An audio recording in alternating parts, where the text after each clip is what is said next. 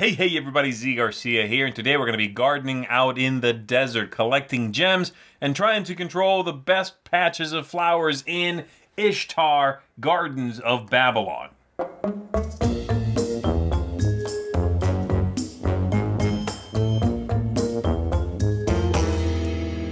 This is a tile laying game in which the players are going to be drafting tiles, playing them out to a central board that's modular, and then controlling, ideally, different things that'll score them points. You want to control fountains, you want to control massive gardens with lots of flowers in them, and hopefully unlock some scoring opportunities as well as you go. All of this while also collecting gems, using them to plant trees, or maybe take special abilities.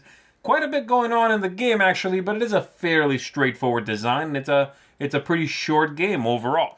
So we're going to go ahead and take a look at how the game works. I'll give you an overview. We'll come on back after that. I'll give you some more final thoughts. Here we're taking a look at the game setup for 2 players. That involves 4 of these boards set up however we want to, any pattern. They're double-sided as well. We are going to populate them with fountains and the different colored gems wherever they say they go. We also have this drafting board over here where we're going to be moving around, drafting these tiles and placing them onto the central board. Each player has one of these personal boards with some powers that they can trigger, and each player begins with one of the purple gems. And then we've got some trees up here ready to be purchased and planted onto the board. In the throughout the game, the players are going to be, like I said, drafting these, and the game will be over when 2 of the piles are empty. We'll finish out that round. And then you'll score some victory points on the pad here. So you're going to score for the trees you have planted, flowers you control in your flower beds on the board. If you control any of the fountains, you'll score victory points for them. The white ones being the most valuable, the purple ones being the least valuable. And then you're also going to get victory points for any of the special powers you have unlocked at the top of your personal board here. So, the way it works is, from the first player, you are going to go through a few different steps, and the players will go back and forth, okay, or go around the table. At the beginning, this fountain begins off the board, but the first player will place it somewhere, like here, for instance, and they are going to take the top tile and play it somewhere. It must go next to a fountain or next to a tile previously placed. So, for instance, this player might place it here, and anything they cover, any of these gems, they're going to take into their personal supply and keep that. You may not cover these tablets here, and you cannot, of course, go off the board, go on top of another tile, all of those things. You also have to be mindful that by placing these, you don't connect 2 different fountains, even if the tiles don't necessarily have the gardens on all of the spots. As you can see, there are 2 kinds of spots, the gardens, and they'll have a number of flowers as well. That's victory points if you control that. And there are also some blank spaces that still have vegetation, but no flowers on them. And so that is steps 1 and 2 and 3. Step 1, take a tile. Step 2, place it. Step 3, collect gems you've covered. Step 4 is doing the special action on the tile you placed, if there is one. You're going to see 3 different things. A little character, like this one. That means I may put one of my characters onto that spot, and that is now my garden. Each garden can only have 1 character on it. You're also going to see some that have this symbol here. That means you may activate one of the special abilities on your board by paying 2 gems, putting the 2 gems on that spot and triggering whatever it does. I'll go over this a little bit more later on. For you to do one of the ones above the other line, you must do the one directly below it first. And then lastly, you have the question mark, such as seen here, and that simply means one of those 2 other powers. So really, there's only 2 abilities that you're going to find on the tiles. The final step is purchasing a tree if you so choose. You'd have to pay the required gems. As you can see on this tree here, it's going to require 2 red and 1 white gem, and then it'll give you 8 victory points at the end of the game. If you choose to do that, assuming again you have the right gems, you would take it, you take the tree, put it somewhere that has vegetation but is not a garden, and store this card face down in front of you, draw a new card to replace it, put a tree on that. All right. Obviously, I did not do that because I don't have the necessary things, but I could have if I had the correct gems. Then it'll be the next player's turn. On their turn, the very first step, taking a tile, involves moving the watering can clockwise around the board. The single first step is free. They can just move there, take that tile. After having done so, they'll reveal the one they left from. But you can pay gems to move farther around this circle. If they don't want this one, they can pay any colored gem and go to the next one and so on around the board. Let's say they're okay with taking that, though. They'll take this one. They'll reveal the next one there. And they're going to place this piece right over here. They'll take their gems, place that piece there. Has a question mark. So they can choose to do one of those two things. Put out a character in their own color, control that garden, which hopefully they'll start to grow, or take one of the special actions over here. The actions on this board are as follows. They're all, again, taking 2 gems, any 2, to activate. So a player could place, say, 2 gems there. They'll stay there. They do that ability. Later on, they might spend 2 gems and put them on the next spot if they trigger that power again and do that ability. So what are these abilities? Well, on the first one, you're going to put 2 gems there and take any 2 you want. So you're switching the colors. The next one here lets you take a single tile and place it somewhere on the board as long as it goes into a vegetation space, allowing you to connect 2 gardens into a single one or simply grow one. The next spot here is going to be the same thing, but with a double tile, as seen there in the center. The next one lets you reserve a tree and take another one of these characters from the center of this drafting board. And then this final one lets you reserve a token and get another character. That's how you get your last 2. You begin with 2, you can possibly get 2 more. The powers across the top allow you to score victory points. The characters here, if they are next to, if they control a garden that is next to the tablets, 2 points per tablet. This one here lets you use the 2 symbols you'll find on tiles interchangeably, and you get 7 victory points. This lets you score gems you have left over at the end of the game. This lets you score trees that your gardens are adjacent to, and this lets you gives you 7 victory points for each character you have not played, that you took but you never played. So if you, let's say you took both of these but never deployed them to the board, that's 14 points if you triggered that one there. And so going back to my example, let's put that there, and this tree never was actually built. We go to the original player again in this 2-player setup. I am going to take the watering can, I'm going to move it there and then there by spending 1 gem, one of these purple ones. We reveal the new one here. I take this one. I am going to deploy it right here, growing my garden to now include 1, 2, 3, 4 flowers. That'll be worth 4 victory points to me at the end of the game. I covered these 2, so I take them. And now I am going to use the special ability, which is anything. I'm actually going to ignore that because I want to save these gems to plant this tree right here.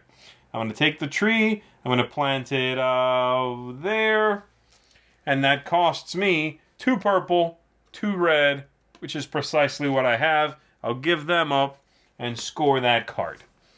That's it. The next player will go, they'll move, and so on again until 2 of these stacks are gone. We finish out so everyone has the same number of turns, and we figure out who the winner is. So let's go back to our scoring board here, our scoring sheet, and check that out. Cards, like I said, you simply add these up, the values. So I have 8 points there. The flowers, for the grouping you control, you score 1 point per flower. The next one here is fountains. The way this works is, if you have a garden that touches a fountain, and you're the only one, it's your fountain for 4 points, 6 points, 8 points. However, if, let's say, another player has a different garden that touches this fountain at another spot around it, then you count the number of circles that make up that garden, and whoever has the most of the circles is going to control that fountain. Next up, the bonuses as I explained on the personal board here, and then you add all of that up and you figure out who the winner is. I'll say again a couple of things to watch out for. You cannot have two gardens that run into each other if each one has a person on it already. You can never have two characters, even from the same player, in the same garden. And you cannot connect two fountains. So, for example, if I do this here later on, I know for a fact there will never be a piece there or there, because one there would connect this fountain to this one, and that's not legal. So as the game plays, you start finding areas that are unplayable. No one could possibly put anything in there because it would break one of those rules. That's something to watch out for because it's a little tricky at first. So there you go. That's the game. Let's go back up top. Let me tell you what I think of it. And that is Ishtar. Overall, I like the game. I think it's a solid idea. It's a well put together game, well produced, all of those things. So let's go ahead and dive into it. All right, I'm going to slide that in. And I got to say, there's a couple of nitpicks I'm going to be mentioning, but overall, it's a strong game. So I'm just throwing up all of the plus signs here, i.e. thumbs up, for all of the categories. But let me focus on a couple of different things that I thought are, what's good, what's a little iffy, etc. The theme is actually surprisingly good. The game, while it feels in some ways abstract and looks, basically abstract, it manages to feel kind of mysterious and ethereal. And so it transcends from a game that is at its heart, and if you look too deeply, you'll see that it's abstract, into a game that does not feel that way, and I appreciate that. I like that. Aesthetics fantastic. Everything is very well put together. No issues there. I guess if I had to pick something, I would say that I don't like when games do this, where you have a rule book, and then I like this reference of the skills, but I don't like setup for the game being only in a loose sheet that is not part of the rule book. I always find myself going through the rule book, finding, where's the setup? How do I start the game? Where's the setup? Oh, right. It's on the back of this sheet. Don't like that. Replayability is tremendously high. I have to say, I want to single this out because I think it is unbelievably replayable. Not only do you have all the boards, not only are they all double-sided, but there is simply not enough time in the game to focus on everything. You will ignore large portions of scoring in this game in order to do other things. And that's a big part of what this game is all about, I think, and whether people will like it or not like it. You will be missing from scoring whole sections sometimes. You might have planted one or two trees, while someone over there, that's all they did. So you feel like you largely didn't even touch that. That's what I mean, and that's a big part of the replayability in the game. So next time you play, you could do truly completely different things and play a different game. See how that goes for you. Game length gets a minor nitpick from me. I actually feel like it might be just a hair short. The board feels full when the game's over, but I feel like I haven't taken that many turns. And I don't know, I just feel like I could always, when this game's over, I always feel like I want to go maybe just one extra round. It feels just a hair short. I think the fact that there are so many things you're not touching or barely touching in the game leads to that feeling a little bit as well. But, I wanted to mention it. If you are someone who likes really tight, short games, you'll like this. But I'm missing about an extra round every time I play. I don't know. Ease of play, I wish it included extra player boards. There are no player aids, rather. I'm sorry. I wish I had a player aid in front of me that I could reference, turn order, a couple of things, a couple of the more easily missed rules, like the difference between like a garden and just a tile, and you got to watch out that they don't touch. The two tiles don't touch. Having gardens run into each other. A little player aid would have been nice. Again, I'm nitpicking, but those are my thoughts on that. And then lastly, tactics and strategy and all that. This is a strategic game. The reason being, while you are reacting to other players getting in your way and taking things you were maybe hoping to take, you need to pick a strategy in this game if you want to do well. You've got to pick a thing or two and then run with that one thing or two. Because you will be tempted to do a little bit of everything, and then the game will end on you and you didn't really do any one thing particularly well. It's interesting. It doesn't seem like a strategic game. It seems like it would be a largely tactical, reactionary game, but you should pick a thing and stick with it, because it's that kind of game. It's just not long enough for anything else. So overall, I do like the game quite a bit. I think it's a nicely produced, well illustrated, engaging concept. Keeps me thinking about the game after it's over. As soon as I'm done, I do have that I'm ready to play this next time already. You know, that's a good feeling. It isn't a draining game. And there's a lot to think about in there, but it isn't one that is punishing when you're puzzling these things out. I enjoy it. Not a relaxing game, but one that isn't draining, like I said. So there you go. My bottom line is as follows. A tricky and clever game where you end up feeling like you missed just as much as you did. Whether you like that, that's up to you. This is going to get an 8.5 from me. That is a seal of excellence.